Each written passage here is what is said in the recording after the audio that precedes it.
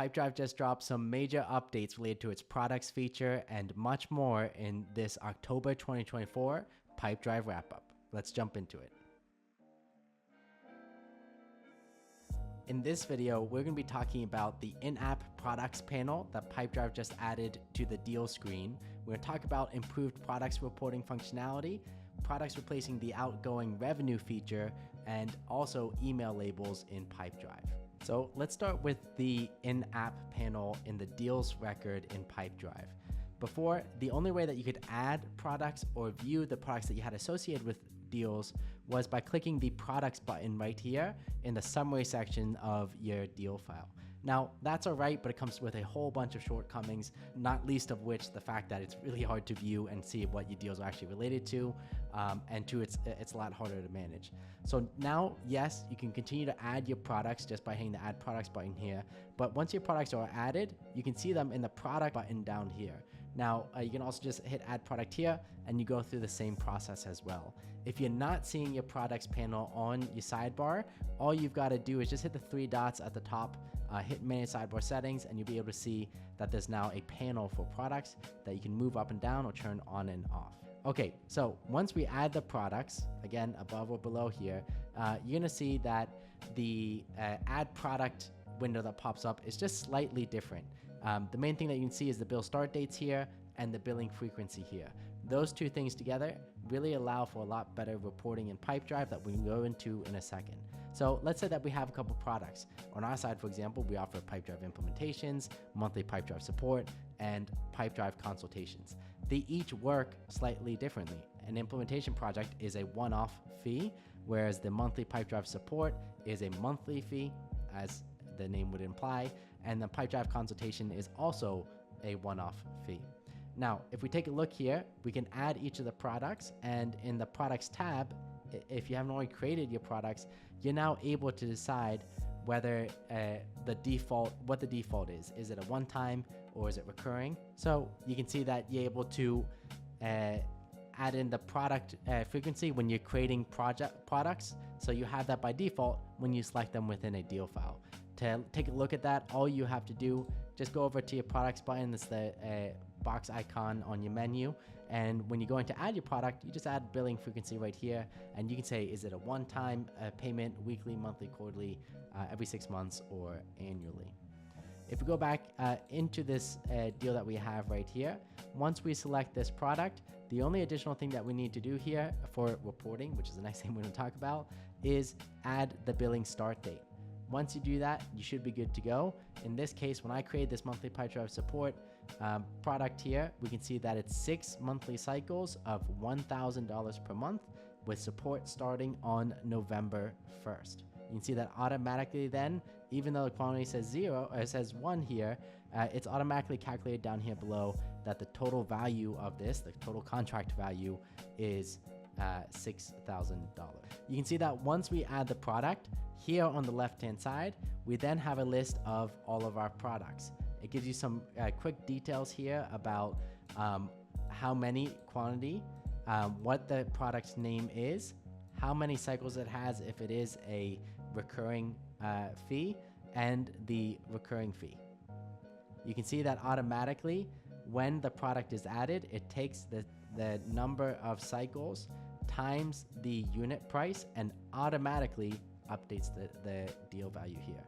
Now, this information isn't in the product panel itself, but up in the summary section, once you do add a product, another really cool feature is that Pipedrive now is showing ACV, annual contract value, ARR, annual recurring revenue, and MRR, monthly recurring revenue. All of these fields here, by the way, are also visible in the list view. So right here, for example, if you look at all of the test deals that I have in my pipeline, you can see that we can pull information on the product name or names if it's multiple products. This works as a multi-choice field, just so you're aware. The value, this is deal value. There's also product amount, which you can use. ACV, which is again annual contract value, ARR, annual recurring revenue, and MRR, monthly recurring revenue. So you can see here that in this test, I have a total of 3 deals where I've put in the products associated with them. And here we're able to see that we've got one deal, which is with the monthly Pipedrive support, valued at $6,000. We can see that the ARR is 6,000, whereas the MRR is 1,000. We can see here that this one has Pipedrive consultation, $250. It's a one-time fee, as I put in my system. So we just see that the ACV is $250, but there's nothing filled in for the ARR or MRR. Finally, if we move on to the implementation project, again, this is a one-off fee, just like the Pipedrive consultation, and we can see what it looks like right here. Okay, so that brings us to the end of the first update in Pipedrive related to the in-app panel within the deal record in Pipedrive. But now let's talk about the product reporting in the Insights feature. This is another really cool feature where we've seen a whole bunch of updates, and it's made it a lot easier to get really insightful, impactful, and actionable reports from within Pipedrive related to products.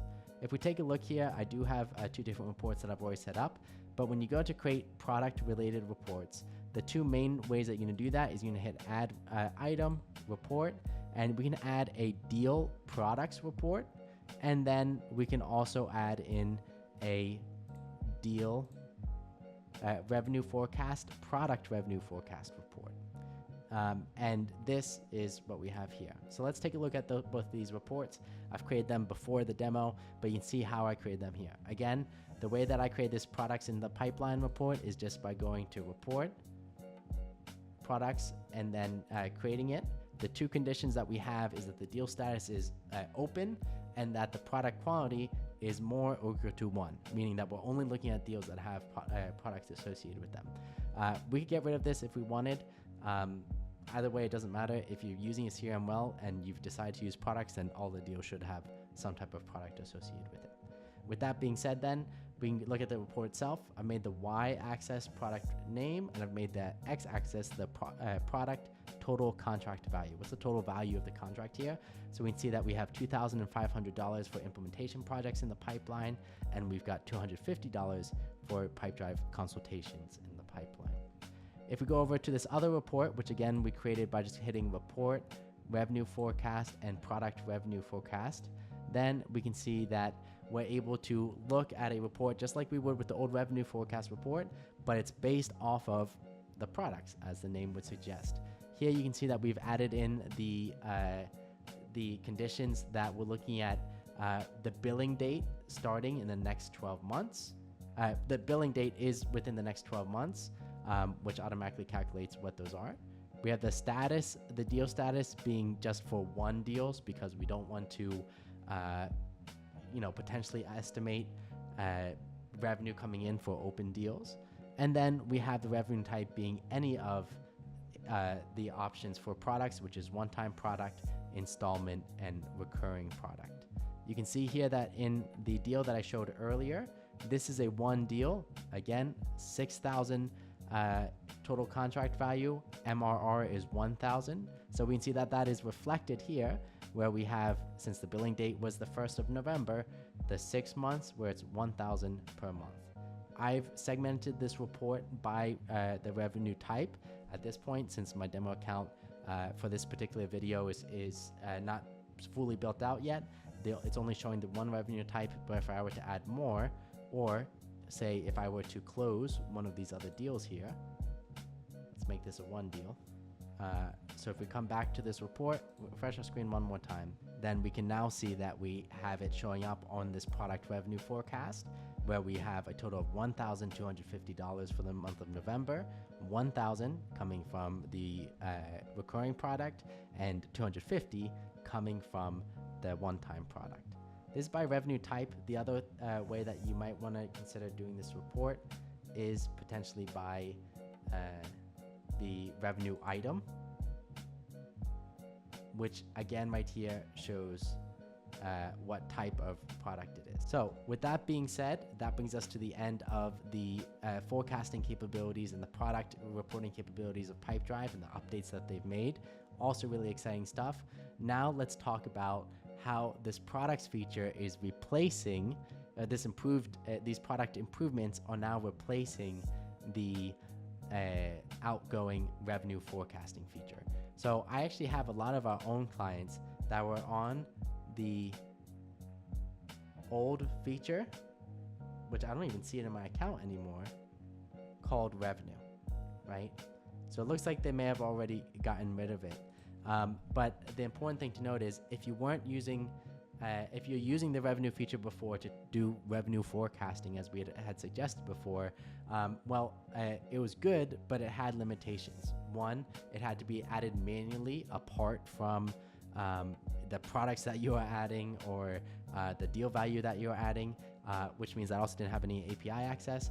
But now that everything's running through the products feature, it should be a lot easier and more intuitive.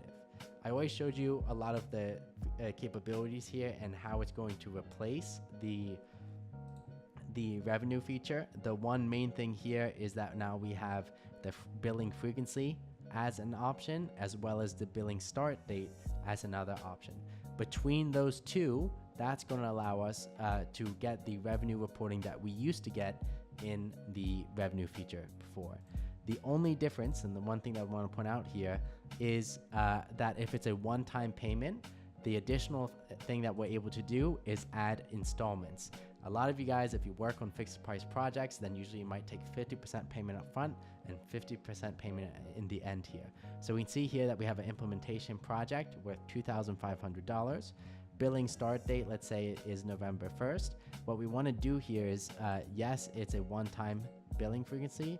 We want to go to installment, and here we want to put in the installments. This works just like the revenue feature. So let's say that it is going to be half up front and half at the end. That'd be $1,250 up front and $1,250 at the end. If we put here, we can say the first, since the project started the 1st of November, we'd add that there. And let's say that it will end at the end of November, be the other $1,250. Well, actually, this should be called deposit here.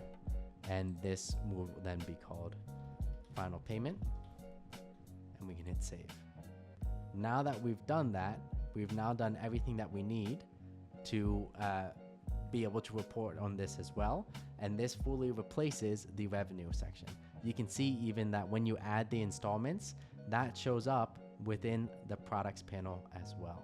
If we go back to our reports, we should hopefully be able to see that show up as well. Okay, so we can see here now we have the installment. I put both of the installments for November, the 1st of November and last of November. But if I'd split it up, then we'd see half of it here and the other half here. So with all that being said, this is a lot of updates, really important and impactful updates that Pipedrive's made related to the products feature. I personally am extremely excited about this because I've been telling Pipedrive for years that the product feature just is not good enough. It didn't have the right visibility. They fixed that by having an in-panel app at the deal level, and it was hard to be working with both revenue forecasting and products at the same time. This move of combining them really makes a big difference, and we're really excited about it. Finally, let's move on just to the last feature update, the only one that's not related to Pipedrive products, and that is email labels.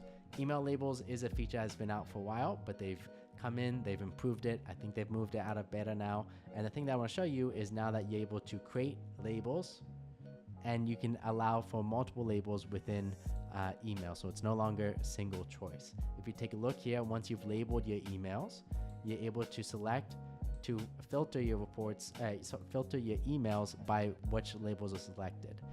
Just note that when you add multiple labels, it's going to show all of the label emails that have either of those labels selected. So in this case, I put support request and prospect email, and it's still showing both emails, even though this one does not have prospect email associated with it. This feature, in my opinion, is a good start.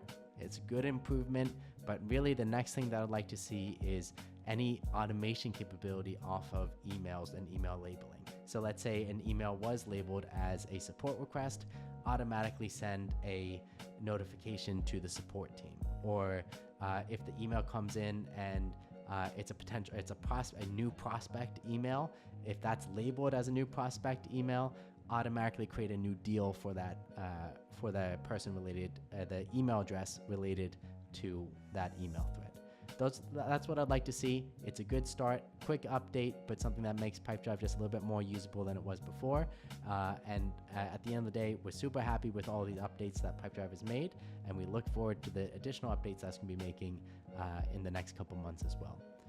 Okay, so that's going to wrap up our October 2024 Pipedrive review. If you have any questions about any of the features that we've talked about today or any additional features that we have not yet covered, please let us know down in the comments below, and we'll be happy to answer your questions or make a video about it in the future. Please remember to like and subscribe, and we will see you in the next one.